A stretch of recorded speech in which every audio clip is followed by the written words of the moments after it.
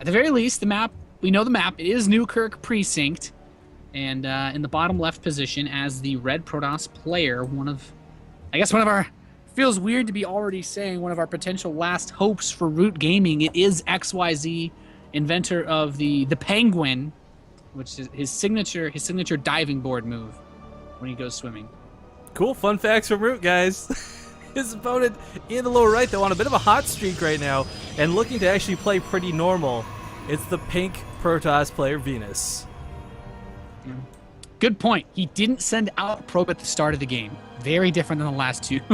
I still would be really shocked if Succeed didn't scout, though. I mean, even if, like, he might be also like, look, he just proxied two games in a row. There's no way he's doing it for a third, but still, safe than sorry in every matchup is kind of like the mantra of StarCraft 2. Yeah. Yeah.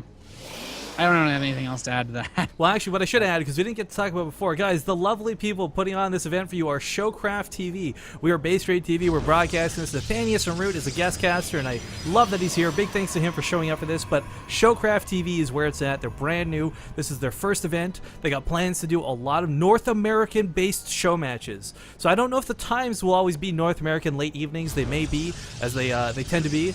But for the most part, you'll see North American players on one side of all of these show matches, if not both. The goal is to breathe some life, even if it's just through a couple $100 here and there into the North American scene. So big love to them. You can find them on Twitter at ShowcraftTV. Their website is showcraft.tv. And it's not like, the thing is, I wasn't asked to talk about them at all. I'm just so grateful that they're doing something for the North American scene. If you're a StarCraft fan, you know how starved out and like needy the North American scene is right now.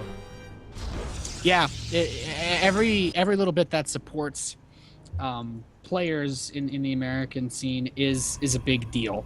And we actually had XYZ do a very thorough check of proxy locations. He scouted out his whole main base. He scouted out the entire natural, even the upper left base. He absolutely did not want to get cheese, and now he comes in and scouts like, okay, we're playing a normal game here. But this map, the airspace, it's a pretty short rush distance both ways. I do wonder if we'll see that Stargate style again from Venus. I wouldn't be surprised. And there you go. Nice call, Nathanius. Immediately coming down. Phoenixes are so good. Like, they just really are right now. And a big part of it is because, as we saw earlier, they're not easy to deal with. You can deal with them, but hey, Succeed may be doing exactly the same thing. Yeah. I can't blame him, but this is where things get a bit funky. Venus should be able to scout out this Stargate. XYZ, well, Succeed actually did not see Venus' Stargate, and Venus sees his. So this is where things get weird. Whether or not Succeed wanted to open up with a very fast Oracle or Phoenix. In fact, he just cancels it. I was about to go into just how bad Phoenix versus Phoenix gets, but he scouts that he canceled it. Well, this would have been really good if he didn't scout that cancel, because as we saw, Succeed just threw down this proxy pylon. Like, if this had been a quick DT swap, or hell, even Blink Stalkers out of this and got an unscouted Venus was thinking it would be Phoenix's, Succeed pretty much would have won this game. But sadly, that got scouted. And it's not going to deter what Venus was doing at all, but now he's prepared for it. Yeah. That's the hard thing when you're trying to play mind games. They usually work best when your opponent doesn't realize they're happening. So knowing that this Twilight Council is here is a huge plus, and most people generally agree that when you do blindly go for something like Blink versus Phoenix, you're ahead, or at least you have an advantageous build because you have so many units that shoot up. No vulnerable sentries, I should say. But in this situation, knowing what he knows, Venus is going to get a robotics facility. I feel like these Phoenix will be purely for harass, and he's just going to try to go straight into Immortals by the time the Blink's done. This is Venus, man. I want to see more of you. I don't care if it's like a weekly tournament or a big thing like WCS. Venus, where have you been? Because you do some really cool things, man, and there's very few Protoss players who I go like fawn over. Puck is definitely one of them, but Venus is kind of becoming another for me. Yeah, he's going to be another one of those killer Koreans that Quantic's got. We really haven't seen. I mean, obviously, we haven't really seen anyone other than Venus in this match, but I haven't honestly seen too much of Center either. Ooh, this is. Well, hang on to things. This is really ballsy. He's actually chosen to move out, and this is actually going to work well for him because there's only 4 Phoenixes now. Actually, this is actually he has the photon overcharge though.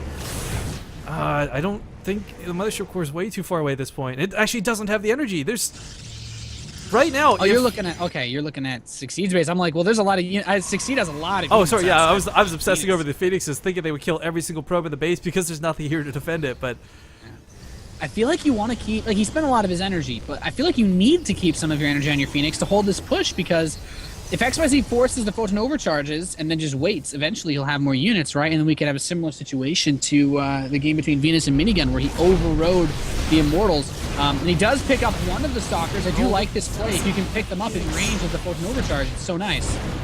and continuing to stay in the range, does blink out when he realizes this is getting low. Trying to go for that one Phoenix that had almost no health attached to it. 10 health on it. That is rough to see. Yeah, this is an interesting position, and I don't want to say who I think is ahead, because the last time I did that, Minigun, It's Protoss versus Protoss too. Yeah, you got the Immortal Snipe. It's PvP. Literally anything can happen. Having Immortals versus Stalkers does not guarantee you anything. But those Phoenix are going to make another run back towards the main of XYZ, and there's quite frankly nothing here to protect these probes. They're vulnerable. And ever so, he's going to lose about half of them here. Actually, not quite with the energy to massively pick them up, I guess, after that fight at home. But this is going to allow the Stalkers to move forward.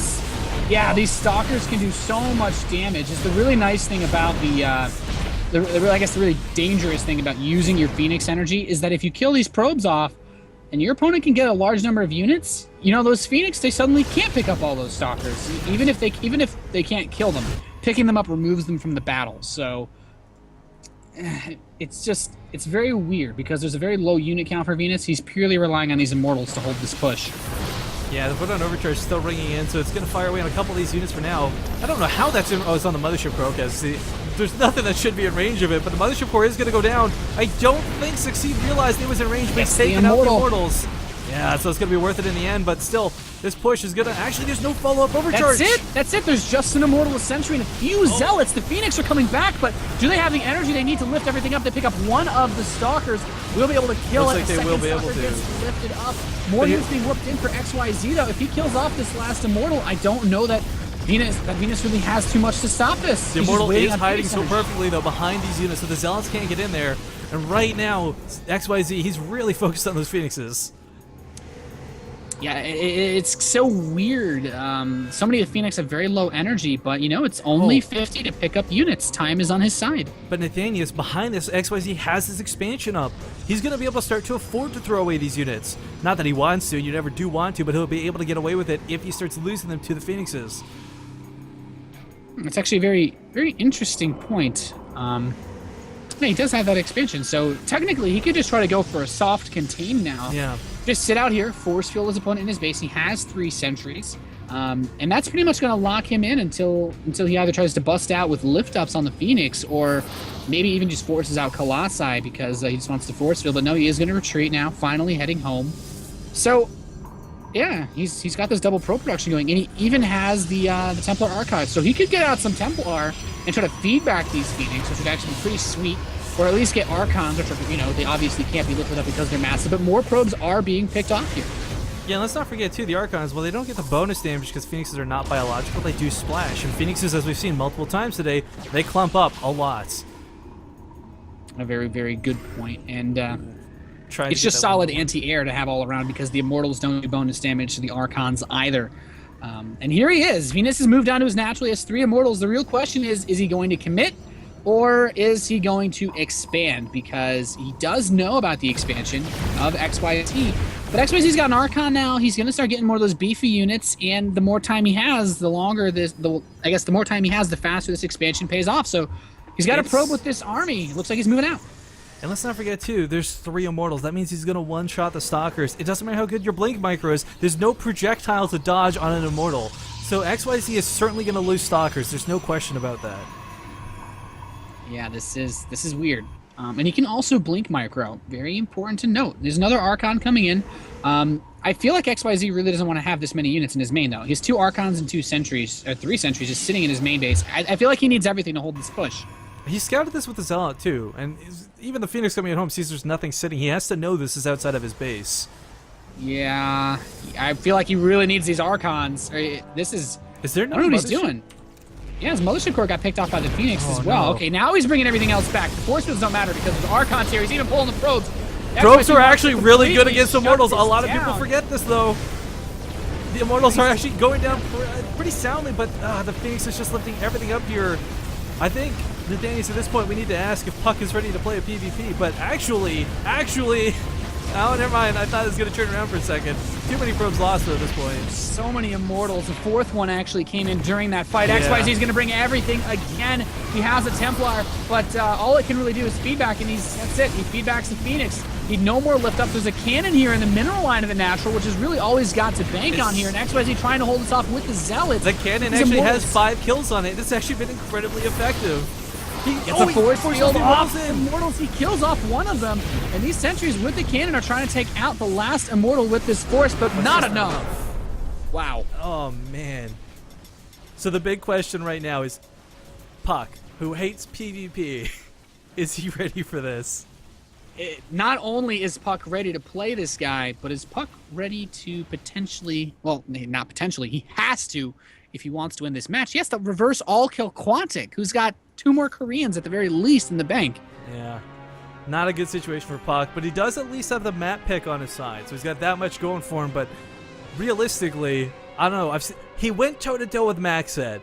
I know he didn't come out ahead in the very end, but he had some amazing PvP games for WCS. As much as he might hate PvP and probably wallow in self-pity thinking he's no good at it or whatever, I think Puck's got some really solid PvP under his belt, and I think he might be able to do this. He is, of course, as you said, the last hope of Root, so he has to do it.